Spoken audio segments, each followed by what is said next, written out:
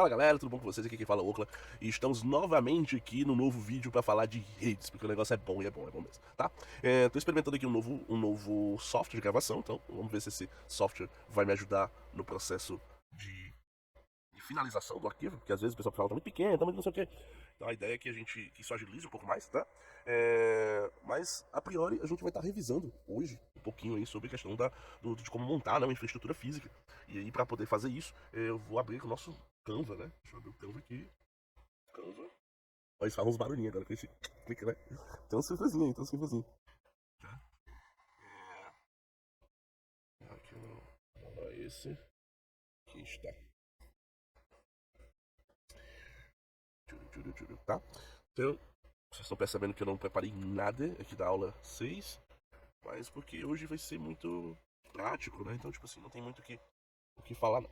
Beleza? Então, pessoal, então nessa parte 6, a gente vai montar, resumidamente, essa mesma estrutura básica aqui que a gente viu, tá? Dentro da nossa máquina. Dá para criar ambientes separados. Inclusive, utilizar dessa ideia do NAT para criar uma rede NAT para que a gente possa aplicar dentro dela uma sub-rede. Isso aqui vai ser até interessante, porque eu vou poder dizer que eu tenho aqui, vocês já viram que a gente recebe um IP de uma operadora, esse é o IP público, certo? E aqui dentro da nossa rede, a gente geralmente tem um dispositivo concentrador, né? Que pode ser um servidor ou pode ser o próprio dispositivo que vai distribuir DHCP. Então todos esses IPs internos aqui vão partir desse dispositivo que tem distribuição de IP. E aí, como a gente vai fazer isso dentro da nossa própria máquina, vamos supor que essa seja a nossa máquina, essa máquina, ela vai ter essas máquinas virtuais que vão estar rodando aqui dentro da minha máquina física, elas vão ter duas opções. Ou elas pegam o IP da rede física, que a gente chama isso de bridge, ou seja, eu vou fazer uma ponte entre a minha máquina virtual e a rede física que eu estou usando, ou eu posso fazer uma sub-rede, né? Ou seja, uma rede separada, isolada por NAT, tá? Em nosso caso, na questão de segurança, até para a gente poder não correr riscos, às vezes que um profissional de segurança está fazendo ali desculpa, pessoal, tô meio adoentado ainda, passei uma semana quase doente, mas já tô melhor, graças a Deus, tá? Então, eu posso ter dentro dessa máquina física, criar uma sub-rede, onde essa sub-rede vai estar isolada, ou seja, a gente, profissional de segurança, às vezes precisa testar um malware e ver qual é o comportamento dele, ou testar um ransomware, e você não quer que ele corra para a rede, né? Ele não se espalhe. Então, para manter esse isolamento, você pode fazer um NAT, né? Então, você faz uma rede isolada na sua máquina, certo? E essa rede vai ter uma faixa de IP só dela. E aí você pode estar anexando 3, 4, 5 máquinas virtuais, claro, de acordo com a capacidade da sua máquina física, mas você pode estar anexando essas máquinas virtuais à sua rede, tá? A sua rede virtual, digamos assim, tá? Pra gente poder estar fazendo isso, a gente vai estar buscando o nosso amigo VirtualBox. O VirtualBox, pessoal, já tem aqui, inclusive eu já tenho duas máquinas aqui, não sei se vocês já viram, mas o VirtualBox, ele é um software, tá? Que virtualiza máquinas, ou seja, eu posso virtualizar sistemas operacionais. É um conceito já até um pouco conhecido, então se você não conhece, dê uma buscada, eu não vou me aprofundar tanto aqui na questão da virtualização, tá? Mas pelo menos eu vou só guiar vocês para que vocês possam replicar essa mesma rede aqui, ó, que a gente fez e fazer exatamente aqueles testes na prática do DHCP, pegando IP, fazendo solicitação. Então a gente vai poder depois começar a trabalhar com análise de pacotes, o que está acontecendo, ou seja, basicamente aquele mesmo utilitário que a gente fez quando lá no Punch 3 que a gente começou a testar e simular os pacotes, indo para um lado e para outro, a gente também precisa que a gente tenha um ambiente físico para poder fazer isso. E nada mais de certo, né, que vocês consigam entender em que ponto, em que processo que a gente está, isso no mundo real, digamos assim, tá bom? Então aqui eu tenho duas máquinas, né? Eu tenho uma VM aqui, inclusive essa aqui eu posso até remover, da faculdade. E essa outra aqui é uma VM de Ubuntu que eu estava criando, mas não é nada urgente que eu não possa excluir nesse momento, beleza? Então, olha aqui, pessoal. A primeira coisa que eu posso estar criando é uma rede NAT, tá vendo? Então, vocês vão ter que, vocês clicarem em redes aqui, ó, vocês vão estar nessa página, certo? Então, vocês clicam aqui, cliquem em redes. E aqui vocês podem estar criando algumas redes, tanto adaptadores como se fossem físicos, adaptadores reais da sua máquina, que podem estar alocando IPs específicos, ó. Então eu posso tanto remover esse adaptador, ó, posso deixar, ele vai pedir permissão, posso deixar só um adaptador de rede. Esse adaptador de rede, ele vai ter um IP, que a gente vai deixar igual lá, que a gente fez no exemplo, lá 926811. Esse cara, ele vai ser como se fosse o nosso roteador, certo? Então ele vai ter o IP, vai ter uma máscara, vai ter um IPv6, também vai ter uma máscara, tá? A gente não falou, pessoal, de IPv6, porque é uma coisa um pouco longe ainda da nossa realidade, e aí a gente ainda não trabalha diretamente com IPv6, e eu acho que quando começar a trabalhar com IPv6, a gente já vai estar com outras ferramentas, outras coisas, então calma aí que a gente vai tá brincando com isso no futuro, tá? Então, ó, servidor DHCP, eu vou habilitar, a gente já sabe que é o servidor DHCP. Então, o servidor DHCP, ele vai começar por 1.10, a máscara vai ser 255.255.250, ou seja, é um barra 24, e aqui 192.168.1.1, aliás, não, 1.10. Não, minto, pessoal. Sorry. Aqui é 1, né? É o endereço do servidor, onde quem vai estar habilitando. Agora, se eu não me lembro se eu posso colocar 1 aqui, eu vou colocar 2. Vamos colocar 2, que é o endereço do servidor. Eu acho que do servidor DHCP. Eu não sei se ele pode estar numa mesma interface que o GET. Acredito que não, tá? Nessa configuração específica, não. E ele vai partir do 926810 e vai até o 92.168.100. Beleza? Então, vou aplicar.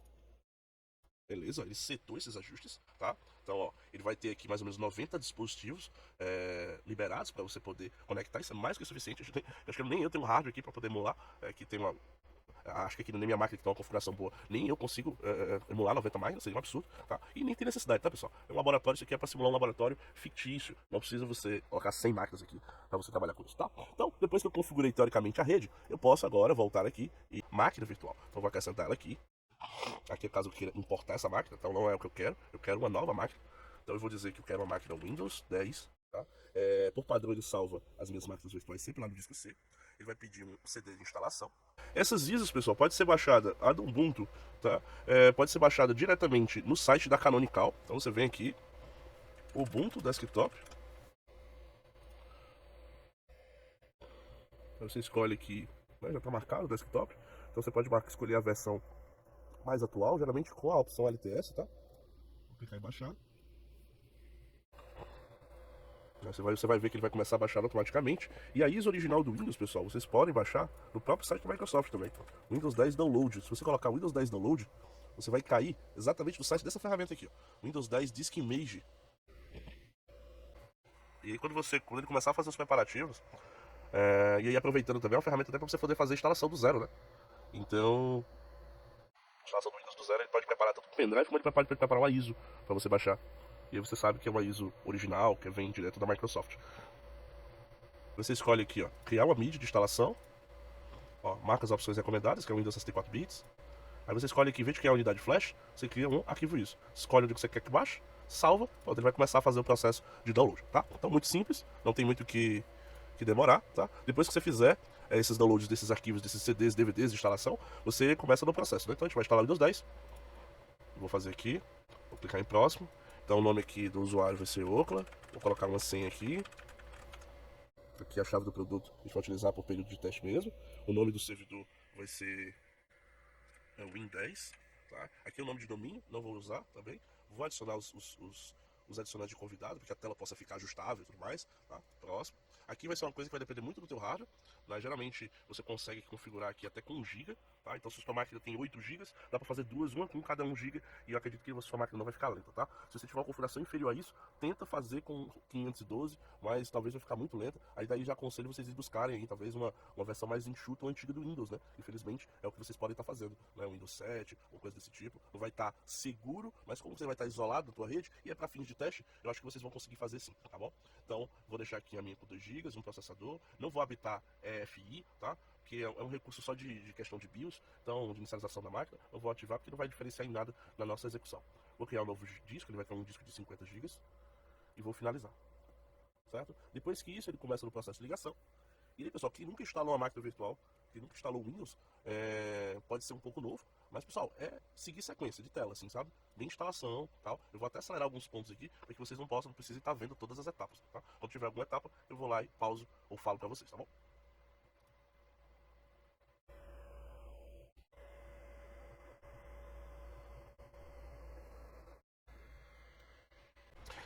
Depois de alguns minutos, o processo até me surpreendeu aqui que o processo no VirtualBox estava mais automatizado, né? Então ele meio que já faz por si só tudo, então você só precisa ficar observando. Então ele já está finalizando aqui a última parte. Então, enquanto ele finaliza aqui, vou deixar de ladinho aqui e vou criar outra máquina virtual, né? Não, aqui não. Novo. Aí agora eu vou colocar o Ubuntu 20.04, que é a versão, tá? Que eu tenho aqui. Não é mais nova, tá? Mas não tem problema. Dá um próximo. Dá um pouco novamente aqui. Acredito que ele vai ser uma instalação tranquila. E aqui eu vou botar Linux 20.04.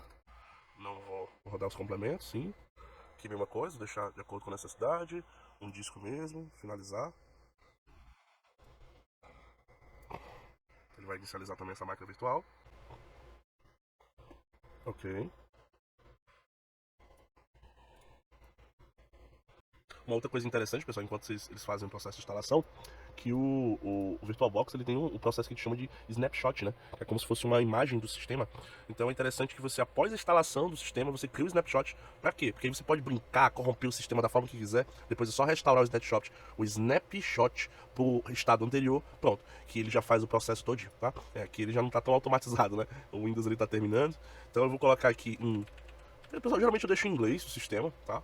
Não vejo problema nisso. Até porque boa parte dos repositórios, tudo é em inglês, então aqui ele está falando que eu posso atualizar, vou deixar continuar essa atualização. Aqui o layout eu acho importante você alterar, então eu colocaria no caso aqui português Brasil, ele já colocou ali e dou um dono. Lembrando, pessoal, que para movimentar, aqui como eu estou fazendo, ó, de uma coisinha para outra, você coloca você usa o tab, tá? Estou usando o tab. Então, Shift Tab para subir e Tab para descer. Então, quando eu dou um OK, eu aperto Enter para confirmar. É um instalador meio que já nas antigas. Né? Então, aqui ele está dizendo que vai criar um adaptador chamado NP0S3, tá? Ele vai ser um ETH. Não vou mexer nisso agora, deixa do jeito que está mesmo. Eu vou dar só um Tab e vou dar um dono. Aqui ele pergunta se eu tenho alguma conexão proxy. O proxy, pessoal, para quem não sabe, é um processo de você meio que encaminhar os seus pacotes para sair em determinada região. Ou tem outras funções também, mas resumidamente é isso. Não é o que a gente precisa nesse momento. Então, vou encaminhar, que ele escolhe qual é o mirror, ou seja, onde você vai baixar os pacotes padrão, ou você vai consultar os pacotes padrão quando você der um apt, né? Ele é a região brasileira, então caso você queira mudar, não recomendo também, não há motivos, tá? Então vou dar um done, mesma forma. Aqui ele está dizendo que ele vai usar o disco por inteiro, o disco de 25 GB, a não ser que você queira fazer uma instalação customizada, também é uma coisa que eu não vou habilitar, tá? Aqui também tem uma opção chamada LVM, que é uma maneira de você meio que adicionar uma nova camada de gestão desses discos, também não é uma coisa que eu vou entrar em detalhes agora, então você pode ver depois aí, caso você queira pegar alguns detalhes aí, dar uma estudada sobre isso, é bastante interessante, tá? Done. E ele faz um overview de como ele montou o disco. Só Done. E ele fala, selecionando continuar, você fará o processo de instalação e o que resultará na perda de todos os dados que tem no disco. Ok, o meu disco não tem nada lá, tá zeradinho, acabei de instalar a VM, não tenho esse risco. Então vou continuar. E agora ele vai me perguntando algumas informações, teoricamente ele deveria estar preenchido automático lá, acho que a instalação não está muito boa pro... tão automatizada assim pro Ubuntu não. Então vou preenchendo aqui, vou preenchendo com minha senha. Pronto. Não vou instalar o OpenSSH, vou dar o dono. Aqui ele tem algum serviço, caso eu queira instalar já na inicialização, na instalação dele, eu não vou querer, vou clicar em dono. E pronto, pessoal, o processo agora é esperar. Não tem muito... Quando ele der um finish aqui, a gente vai estar concluindo com tudo, tá? Bom, vocês podem perceber que aqui, deixa eu dar uma olhada aqui nas configurações dessa máquina. Eu tenho aqui rede. Vocês vão perceber que ele já entrou numa rede NAT aqui por padrão, tá? Eu não quero que ele entre nessa rede NAT. Eu quero que ele entre na rede que eu criei lá, que é exatamente com a finalização que a gente tem. Então a gente escolhe rede NAT, tá? Eu não lembro se for a rede NAT ou a rede hospedeiro. Era a rede hospedeiro, tá? Então aqui, ó, rede exclusiva de hospedeiro. Então a rede nossa, utilizando esse adaptador. Deixa eu confirmar aqui. Vamos confirmar, clicando aqui. Rede, ó, a gente criou aqui, lembra, ó, com o IP1 do roteador e o servidor DHCP. Isso aqui é uma rede exclusiva, tá? Qual a diferença dessa rede exclusiva para a rede NAT, que é o que a gente tinha escolhido antes? Pessoal, resumidamente, eu vou poder aqui personalizar IP de gateway e algumas características aqui do adaptador. No NAT, ele já vai meio que pressupor isso só, mas no fim, os dois são NAT, tá? Porque aqui, ó, eu só tenho dois tipos de rede.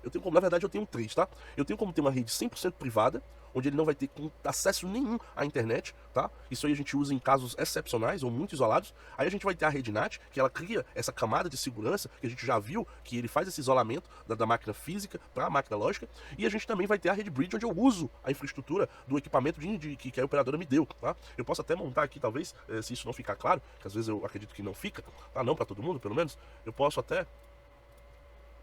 Deixa eu dar um select assim, ó, pronto.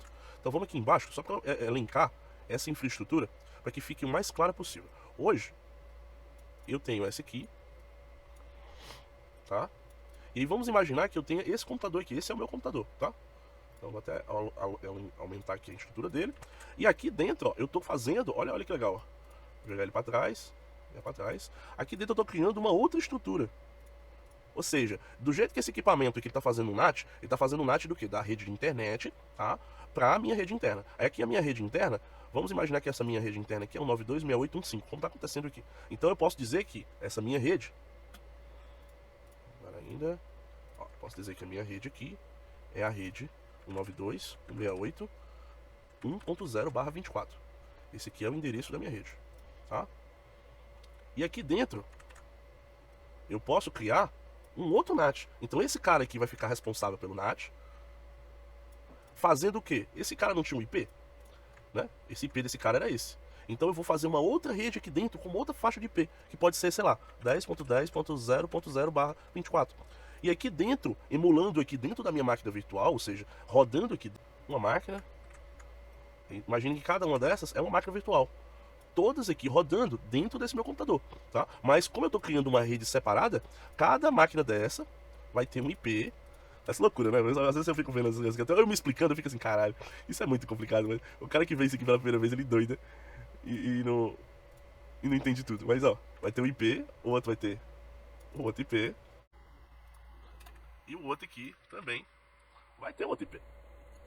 Então essas máquinas virtuais que estão rodando dentro do meu computador, ou seja, essas duas aqui que eu estou instalando, elas vão ter o seu próprio IP e eu posso configurar aqui o recurso do VirtualBox, né, que vai estar aqui dentro, para ele me servir como DHCP aqui dentro. Então o que eu fiz aqui no VirtualBox foi exatamente isso. Ó.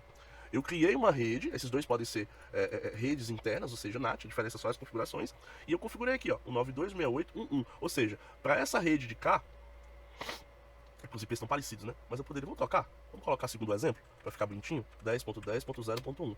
255, ok. Aqui vai ser 10.0.0.2. E aqui vai ser 10.0 a 10.10, né? 0.10 até 10.10.0.100. Aqui é 10. Ó, vocês estão vendo aí, ó. Então, todas essas máquinas aqui dentro vão estar pegando esses mesmos IPs, ó. Então aqui é o roteador. Então desse lado de cá vai estar o IP da rede de cá. Só que como ele faz NAT, ele também precisa ter o IP pro lado de cá. O IP pro lado de cá é o 10.1. Vocês lembram do equipamento que pega dois IPs? Que a gente já viu nas aulas passadas? Que lembra do roteador? Lembra desse cara aqui? Que eu falei. Até que a gente fez um exemplo lá, interligando. Ele era parecido com esse cara aqui. Mas ele interligava uma rede a outra, por isso que a internet funciona. Então meio que esse computador meu vai se transformar num que como se fosse um roteador, entendeu? Então você vai ter sempre um IP do lado de cá e um IP pro lado de lá. Do mesmo jeito que eu vou ter aqui no meu NAT, vai ter um IP público, e esse cara também para a rede interna vai ter um IP privado, que geralmente é o primeiro da rede. Estão entendendo aí, pessoal? É por isso que aqui, vamos imaginar o seguinte, vou abrir aqui um PowerShell e vou dar um IP config. Ó, quando eu pego o meu IP, ele aqui, ó, na minha rede eu sou a máquina 926815.1, mas se eu for aqui no meu equipamento de rede e acessar a interface do meu roteador 15.1, aqui eu tenho uma área de autenticação da Vivo, tá? Ou seja, esse aqui é o IP do meu equipamento na rede interna. Pro outro lado dele, que se conecta à internet, ele vai ter um IP público. Esse IP público, que é perigoso das pessoas descobrirem, é exatamente a questão da localização que eu já tinha falado pra vocês. Mas, pessoal, isso é super importante no processo da organização. Então, vocês podem ter um NAT dentro de outro NAT, depois de outro NAT, então isso não importa. Eu posso depois ter essa máquina fazendo outra rede interna aqui. Então, tipo assim, pessoal, isso vai acontecer várias e várias vezes. Inclusive, às vezes, o seu provedor faz o que a gente chama de CGNAT, né? O que é o CGNAT? É eles colocarem dentro de um único IP vários clientes de um provedor, vários clientes saindo por um único IP. Pode acontecer situações desse tipo também. Não é tão comum, às vezes é, dependendo da minha região não é, tá? Mas pode acontecer esse tipo de situação. Então isso aqui tudo, pessoal, tá rodando dentro da minha máquina. Então eu criei o que a gente chama aqui de uma rede virtual. Por que uma rede virtual, Ocla? Porque ela não é física, ela existe apenas na minha máquina, tá? Então aqui é uma rede virtual. E aqui eu posso dizer que aqui é uma rede física.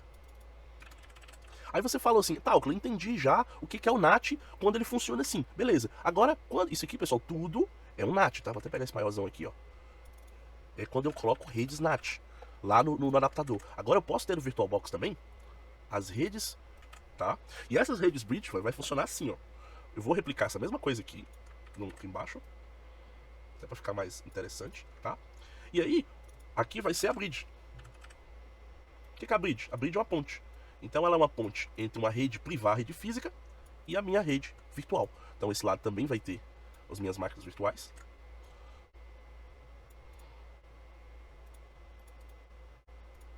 Pessoal, não é por nada não, mas eu acho que eu vou tirar esse cliquezinho. Eu acho que eu vou tirar. Ó, então, quando esse equipamento aqui ele tá como bridge, ele não cria essa separação. Ele cria uma conexão, uma ponte entre um lado e outro. Então, em vez de eu criar uma sub-rede aqui, todas as minhas máquinas vão continuar usando o mesmo IP lá de lá.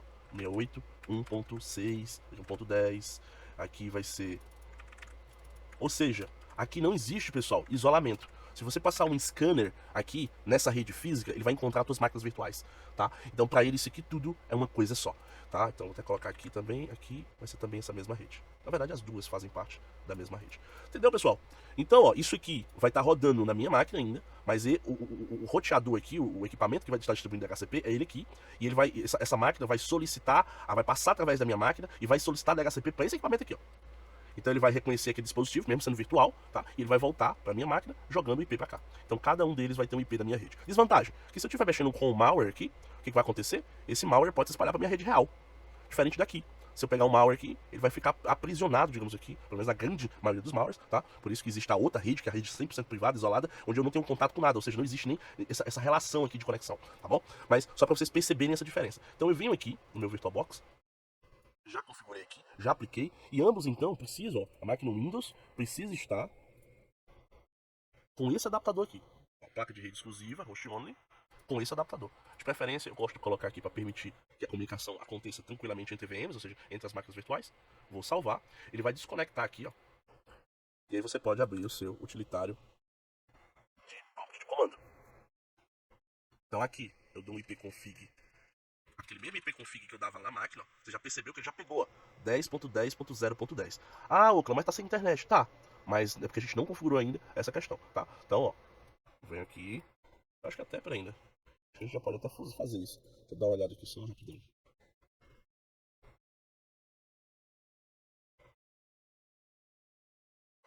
Ah, entendi.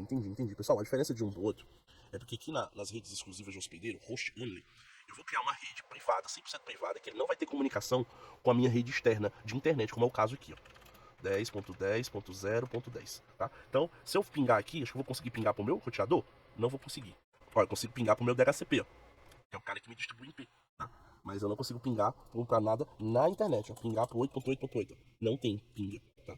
É por isso que um tem aqui a configuração do direcionamento, tá? Então tem esse prefixo aqui, então ele já faz uma rede por si só, tá? Então caso você quisesse que ele funcionasse dessa forma que a gente está fazendo, era só colocar 10.10.0.0, que é a rede.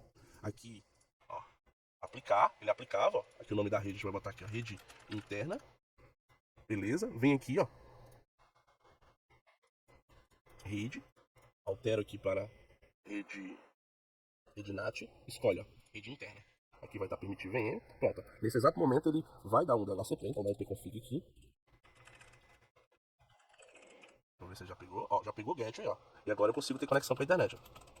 Então, quando eu precisar que a máquina tenha conexão com a internet, eu uso exatamente o que? As redes NAT. Quando eu quiser que ela fique 100% isolada, mas crie uma rede entre esses dispositivos, eu uso a host only, tá? Só para explicar para vocês aí o processo. Tinha esquecido desse detalhe, perdoe-me aí pelo erro, tá? Então, agora que eu tenho essa máquina com conexão com a internet, né? Eu posso até usar outro, que eu acho que o outro vai ser mais tranquilo. Mas deixa do jeito que tá. Deixa do jeito que tá. Vou agora no outro aqui, na minha máquina Linux. Olha, vocês percebem que ele já terminou de. Ainda tá baixando ali alguns pacotes. Tal. Uma coisa interessante, pessoal, sempre aproveitando aqui que a gente está falando um pouco sobre comandos de Linux, uma coisa que a gente não falava muito no parte de Windows em si, é a questão mesmo dos comandos, né? Então eu tenho aqui comandos como ipconfig, que eu vou mostrar sempre as informações do adaptador. Se eu tiver 3, 4 adaptadores, ele vai estar mostrando essa informação para mim. Se eu der ipconfig barra, né, release, ele vai limpar essas configurações para mim, então ele vai perder essa configuração, e aí eu posso depois usar o renew, né? A gente tinha visto eu vazando isso aí lá no, se eu não me engano, na máquina. Acho que quando eu fui pegar os IPs, né, eu usei esses comandos lá no Packet Tracer. Então aqui vocês podem ver, ó, que ele atribui o mesmo IP, por quê? Porque lembra lá que o MAC, ele analisa o quem está solicitando e o DHCP lá responde de acordo com o MAC. Então se ele já percebeu que já teve um MAC atribuído a um IP, então ele devolve o mesmo IP, exatamente porque ele tem essa organização dele, tá bom? Outra coisa também que você pode fazer é em questão do DNS, tá? Eu posso dar o ipconfig barra, deixa eu botar o barra aqui, ó, flush DNS. Então esse flush DNS ele vai fazer uma limpeza de DNS da sua máquina, porque na tua máquina, por padrão, ele vai ficar alguns resíduos de consulta. Então toda vez que você consultar a internet, ele vai guardando na tua máquina um cache. Então às vezes acontece de você estar com um cache antigo na tua máquina. Então é interessante que você vá renovando, ocupando isso de tempos em tempos, tá? Ou quando você perceber que a sua conexão está limpa. Um outro comando bem interessante, que é muito útil, é de você perceber que se está com um problema de internet ou de DNS, é você pingar, você dá um ping para o 8.8.8. Quando você dá um ping pro 8.8.8, simplesmente você não está utilizando o DNS. Então, se ele não conseguir pingar pro 8.8.8, que é o IP de internet, ou seja, o IP do Google de DNS, como eu estou fazendo agora, ele está respondendo. Ó. Então, eu tenho conectividade com a internet. Agora, se eu der um ping no google.com e ele não conseguir resolver, é porque eu estou com um problema de DNS, não um problema de internet. Caso eu não faça aqui, ó, aí sim, eu posso estar com problema de roteamento, posso estar com problema na operadora, posso estar com problema na minha rede, claro, como também lá fora, tá bom? Então, de certa forma é isso. Eu vou dar uma parada no vídeo, só pra enquanto termina aqui, tá? Ele tá só terminando, você já terminou de instalar, ele tá só fazendo um processo de atualização, tá? Acredito que vai ser mais rápido, mas assim que ele terminar, a gente vai subir o sistema e a gente vai aprender a configurar também no Ubuntu e fazer um teste aqui entre essas duas máquinas, né? Que vão estar com configurações distintas, beleza? E aí, pessoal, reiniciou agora, fez o processo de atualização. Mentira, eu cancelei. Eu não consigo mentir pra vocês, meu Deus do céu. Não, tá demorando demais, pessoal, pelo amor de Deus, tal. E aqui, pessoal, vocês podem ver que um outro detalhe também, eu acreditava que essa imagem era uma imagem de Ubuntu Desktop, mas não é. Ela é um Ubuntu Server. Exatamente porque não tem interface gráfica, não tá inicializando interface gráfica, tá? Mas não tem problema, até porque a gente consegue logar aqui, então vou entrar com o meu usuário Okla. Ó, eu vou dar o sudo su aqui, vou digitar meu usuário. Sudo su exatamente para a gente sair de usuário básico para usuário root. Então se eu der um Ruamai aqui, a gente já tá com o root, tá? Então se eu der um IPA, vocês já percebem que aqui, ó, vamos trazer pro lado esquerdo. Dá um IP config. Eu tô com 10.0.0.10 e aqui eu tô com 10.0.2.15. Então estamos com IPs diferentes. Então isso não é bom. Talvez a configuração aqui precise ser ajustada também. Então vamos aqui em rede, vamos trocar de rede para rede NAT. Então escolhe a rede NAT, clique em avançado, escolho para permitir o tráfego, né? O firewall ser liberado, digamos assim, entre a rede interna, entre as VMs. Tá? Por padrão ele não vai trocar o IP, tá? Ele vai só tirar. Então você pode rodar o comando chamado DH Client. Ele vai forçar o meu adaptador de rede a pegar o IP. Pronto. Dá um Ctrl L, agora dou IPA, ó. Eu tenho agora, cadê ele? Ó, eu não tô conseguindo usar o mouse, mas vocês podem perceber. Deixa eu jogar um negocinho que eu quero usar aqui, pronto. Ó, vocês vão perceber que aqui, ó, tá exatamente o IP, ó, 10.10.0.4 e aqui tá o 10.0.10.10, tá? Então eu tenho IPs aqui na mesma faixa, ó. Vocês podem perceber que aqui ele tá no barra 24, ó. E aqui tá no barra 24 também. Então, teoricamente, essas duas máquinas, elas são pra conversar, tá? Então eu vou fazer um ping agora, vou dar um ping, ó, de uma máquina pra outra. 10.10.0.4. É isso? É isso. Pingando, ó. Tive um ping. Agora vou fazer o processo contrário. Ping.10.10.0.10. Opa, essa aqui, ó, já não tá funcionando, tá? Será que é um problema? Será que não? Bom, pessoal, a grande maioria das vezes, a máquina Windows, ela entra em modo de rede pública. Como é que eu sei? Vou procurar aqui, ó, configurações de rede. Se eu não me engano, eu posso até ajustar aqui, ó. Opções avançadas, central de rede, Fire do Windows. Vamos ver em que tipo de rede ela está conectada, ó. Tá vendo? Ó? Eu estou conectado com um perfil de Fire do tipo público aqui. Tá? Mas essa conexão eu posso ser mais flexível, eu posso deixar ela como privada, tá? Então como é que eu faço isso? Deixa eu lembrar aqui, ó. Eu não consegue alterar aqui. Mas, se eu não me engano, eu vou ter que redefinir a conexão. Acho que tem instalar padrão? Sim. Porque às vezes, pessoal, o que acontece é que você vai escolher, na hora que você conecta, ele pergunta pra você se você está conectado numa rede privada, numa rede pública.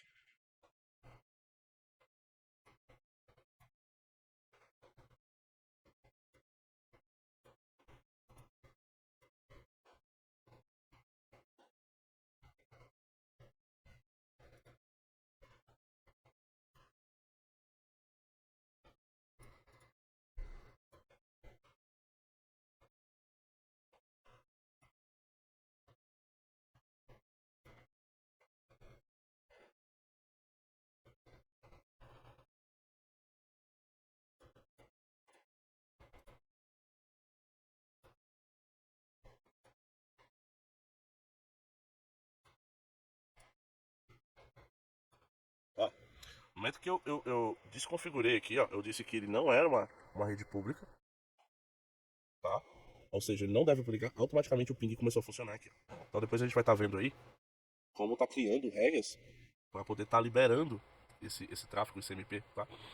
que requer você ter conhecimento de portas e tudo mais, mas é um processo que a gente vai estar vendo de pouco em pouco, beleza? Então, pessoal, espero que vocês tenham gostado. A partir da próxima aula, a gente vai estar vendo um pouco mais sobre a questão de públicos, como que funciona o serviço, como que funciona direitinho, sobre a comunicação entre um dispositivo e outro, de uma forma mais detalhada, né? Não tão simples como a gente está fazendo aqui, apenas fazendo um simples comando ping e tudo mais, tá? A partir daqui também você poderia, só pra gente finalizar, você poderia instalar um Apache aqui, ó.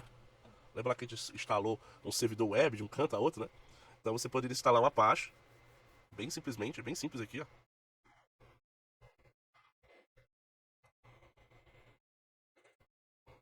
Só que eu gosto de estender os vídeos, né? Parece que aí eu dou um service Apache Start, que é o 10.10.0.4, né?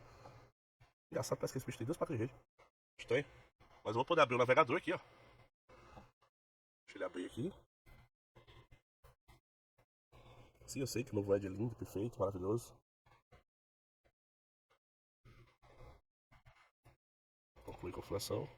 Sim, tá bom. Nível 10.10.0.4. Ó, o que vai acontecer? Ele vai solicitar uma página lá. O servidor web vai responder. E aí eu tenho um sitezinho já. Pelo menos uma página padrão, mas é um site. Rodando a partir dessa minha máquina que está aqui. Ou seja, aquele exemplo que a gente fez lá de acessar a máquina de um IP para o outro. Então você está vendo aqui exatamente isso de uma forma real, física. Nada muda, pessoal, nada muda. A única diferença é que está numa rede virtual, mas isso aqui para fazer isso numa rede física é só ter o hardware. Instala cada um, conecta os cabos, monta todo mundo e já era, beleza? Então, pessoal, é isso. Espero que vocês tenham gostado. Eu espero que não tenha ficado complicado demais. Volto a dizer, pessoal, esse é a primeira série que eu tô gravando de redes, então eu tô tentando fazer a gestão desse conteúdo da melhor forma possível, para que vocês entendam e fique claro. Eu sei que estão fugindo um pouco do que os outros fazem, né? Mas a ideia é essa, inovar é fazer diferente, né? Então eu tô tentando fazer diferente, tô tentando fazer melhor, para que isso fique mais simples para vocês, tá? Então, espero que vocês estejam gostando. Se vocês tiverem dúvidas, poste no comentário aí, tá? Não fique com dúvidas e até mais e tchau, tchau.